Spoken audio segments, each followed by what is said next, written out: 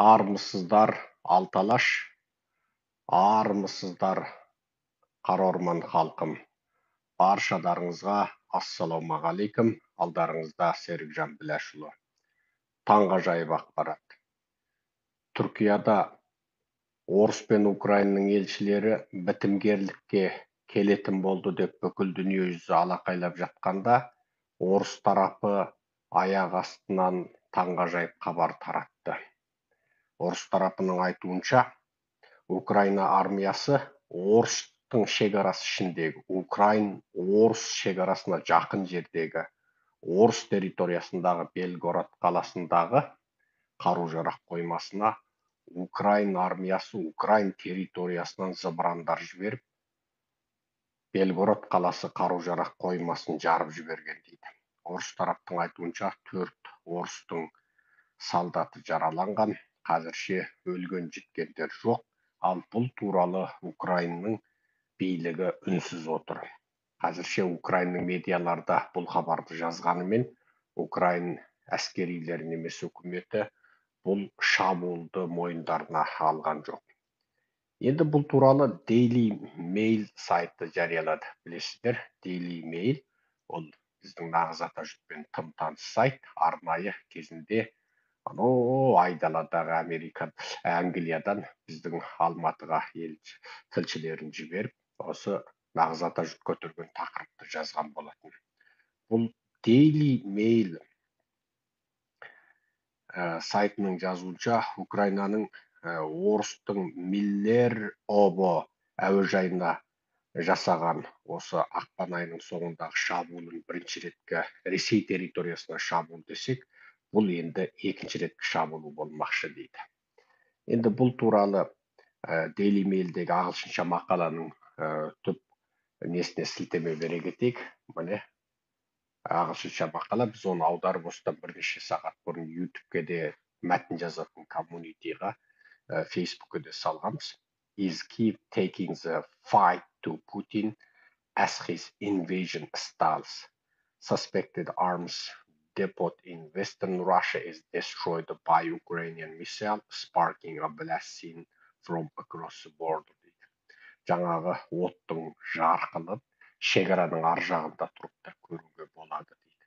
Бұл туралы біз сілтемені осы қазіргі сіздердің астарыңызға да үш жерге де салып тастай аламыз.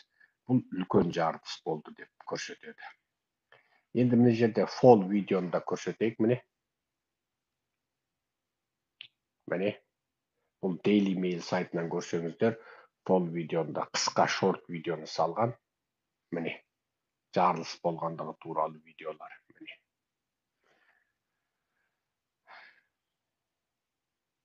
Ал мынау жарылыс болғандығы туралы фотолар. Мінекей.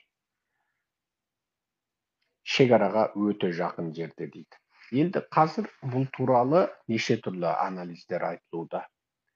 Бұл туралы неше түрлі анализ айтылуда. Шынында да бұны Украин жарды ма? Жоқ әлде Украинды фашист, нацист деп үнемі кінәлап отырған сол Украин жеріндегі орыстарға күн көрсетпеді деп Украиндерді сүйкімсіз қылып көрсетуге тырысатын орыс шапқыншыларының өз қоймаларын өздері жарып жіберді ме?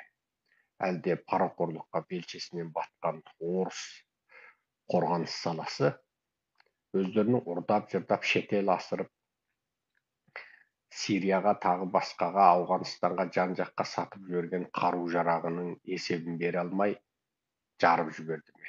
Естеріңізге сала кетейік, біздің Шығыс Қазақстанда да басқа орманды өлкелерде де орманға жауапты сол өңірлердің әкімдері, облыс әкімдері кеседі, ұрдайды, сөйтеді де есеп-қисапты беретін кезде орманға өрт жібере салады. Сонымен әлгінің миллион долларлап ұрдап-жырдап сатқан, тарихтан бері бәленбай 100 жылдан бері өсіп келе жатқан қарағайлардың қисабы өртке кетті деген сылтаумен жабылады. Біздің қару-жарақ қоймасы да сол.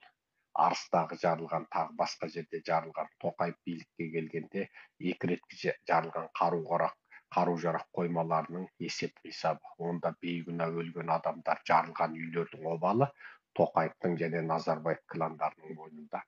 олар қару жарақты жарып жібереді дағы, оның алдында өздері ұртайды, сатады, ұртайды. Назарбаевтың кландарының бәрі қарулы кландар. Олардың құпия жаңағы таудың қуыстарында тәрбиелеген, жаттықтырған, тіпті шетелге жіберіп жаттықтырған бандиттік құрамалары бар, арнайы бейресми түрде. Сол дариғаның да, құлыбаевтың да, назарбаевтың інісінің де, анау сатыбалдының да, болат назарбаевтың да, тағы басқаларының да барлығының қарулы жасақтары, өздерінің арнайы қарулы күзеттері болды. Енді соларға ұрдалған, жырталған, тіпті қарапайым халыққа сатып жіберген, немесе арабтарға сатып жіберген есепсіз қисапсыз қарудың есебін бере алмаған кезде алады да жарып жібереді. Сонымен жаңағы ұрдалған, жырталған қарудың бәрі ақ болды, көк болды, жоқ болды деген есеппен кетеді. Ал енді бұл да орыстың бір бәлесі болуы мүмкін. Не Украинаға жала жабу, немесе сол өздері іріп шіріген орыс бюрократиясы, орыс сатып әбден ішіп жеп болған қару жарақтың соңғы қалдықтарын жарып жіберіп, оны Украинаға арта салған болуы мүмкін.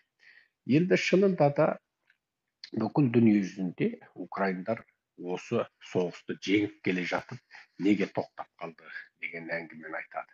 Тіпті батыстың сарапшыларының өзі әлгінде біз фейсбукте және ютубтың жазу жазатын жерінде бір керемет жақсы мақаланы жариялап қойдық. Сіздер оны көрдіңіздер деп ойлаймын. Онда да былай жазылады.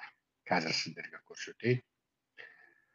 Онда да осы қолымыздағы газет, мүмкін болса сәлден кейін аударып береміз. Wall Street Journal деген газеттің 28 марттағы мақаласының тақырыбы Beware of phony peace in Ukraine дейді. Украинадағы өтірік тыныштыққа алданбау керек дейді. Яғни жалған тыныштыққа, өтірік тыныштыққа алданбау керек дейді. Осы туралы сіздердің назарларыңызға бұрын соңды ақпараттарды аударып жеткізуші Серікжан Біләшұлы.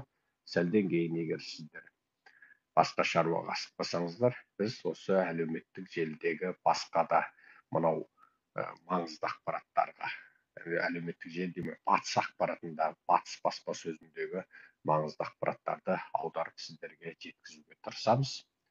Бөлісіп, таратып, комментарий жазып, лайк басып, біздің каналымызға тіркеліп, Facebook, WhatsApp, Signal, Telegramға бөлісіп, 60 апа 70 жезделеріңізге үгіт жасап, біздің соңғы ақпараттарымызды тыңдауға шақырыңыздар.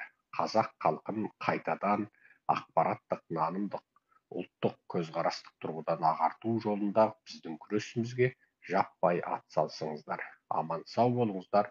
Құрметпен Серікжан Біләшұлы, Америка құрама штаттарының астанасы Вашингтон қаласынан 2022 жылдың 30 марты түнгі сағат 0-16. Аман сау болыңыздар.